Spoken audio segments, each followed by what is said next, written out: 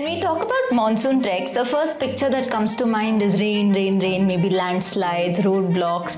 But that is not all monsoon is about. Monsoon has so many layers to it and so many faces to it because it is stretching over 4 months starting from June and ending in September. So when exactly should you time your trek and what do you see in each of these months? That's what I'm going to cover in today's Trek Smart and Monsoon episode. Let's take a look.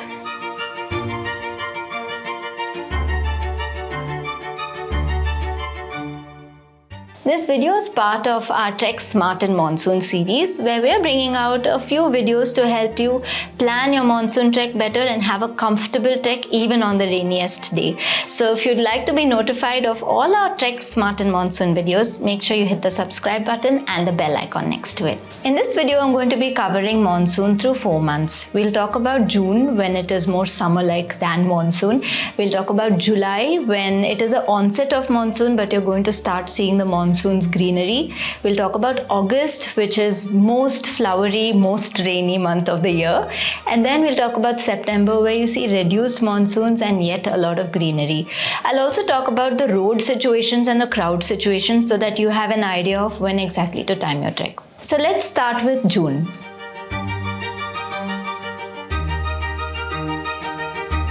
Now technically June 1st is when the monsoons start in our country where it starts from the southwest.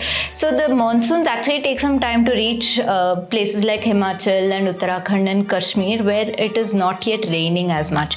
So in June you can expect very much summer-like settings with mild showers, especially during the second half of the day when the clouds gather and come down as rain. But if you're climbing above 15,000 feet, you can also expect to see patches of snow. On a trek like Bhrigu Lake, which you usually do in monsoon, in June you will see huge patches of snow. The lake of Bhrigu might actually be frozen as well in June. So June is still a bit of summer and monsoon. It's a beautiful time to trek if you want to see a mix of both, and you will not see too many crowds either on select treks. So choose your treks wisely for the month of June. Now we move on to July.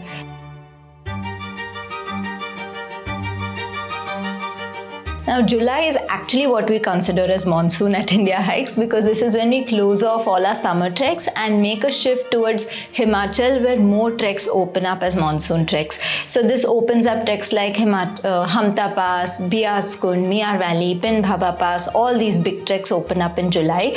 Now July is just the onset of monsoon, so you will see a little bit of rain, but it is not raining cats and dogs yet. And historically also, if you see the month of July, there aren't too many weather disruptions.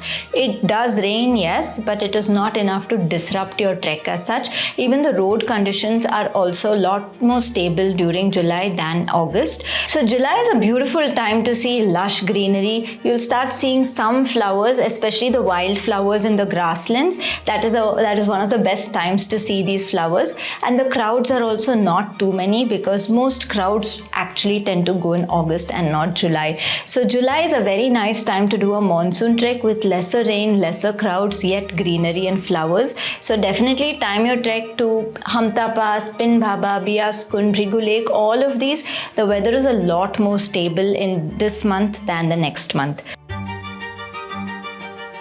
So that brings me to August, where I've said all bad things about August in the previous part.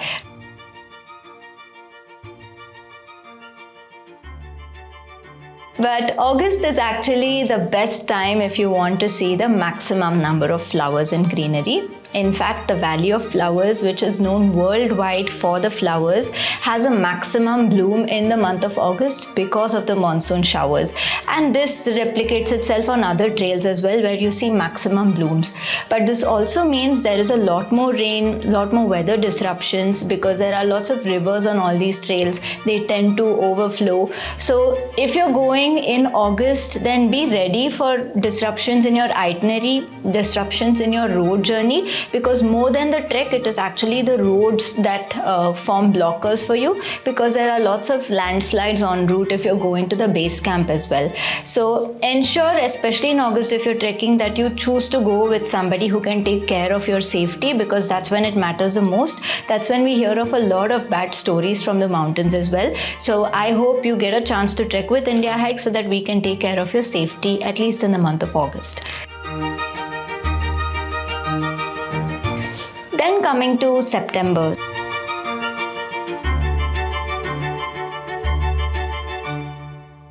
September is that month where the monsoons are slowly receding and clearing up the sky.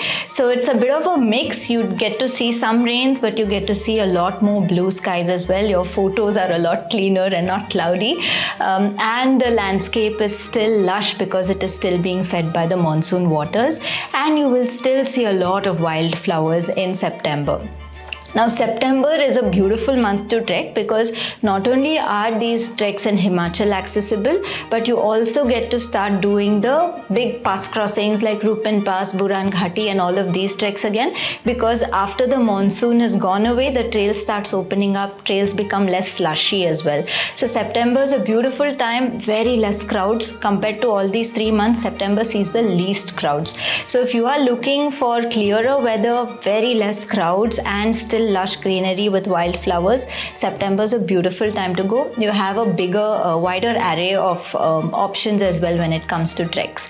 So this is my guidelines for trekking in June, July, August and September. It is not really any rocket science. Frankly speaking, any month you go, whether Jan to December, the mountains do not disappoint. So go with that open mind, but also go with good preparation and good planning so that you are not in for any rude surprises. That is my only bit of advice for trekking in monsoon. So we have a list of all our monsoon treks listed down on our upcoming treks page. You can take a look at that. If you are doubtful about which trek might suit you, then you can just talk to our trek advisors. Our team of trek advisors has all trek leaders from the past who have led multiple treks in the Himalayas. So they are really experts who can give you guidance on which trek to choose and also which trek not to choose. So there's a form in the description below that you can fill and get in touch with them. But that's all from me today in this episode of Trek Smart in Monsoon. We'll be back with a lot more. Make sure you hit the subscribe button and the bell icon next to it, because we have a lot more of these series coming up on our YouTube channel and you'll be notified of them. So that's all from me today. I'm Swati from Indiahikes and you're watching Trek with Swati.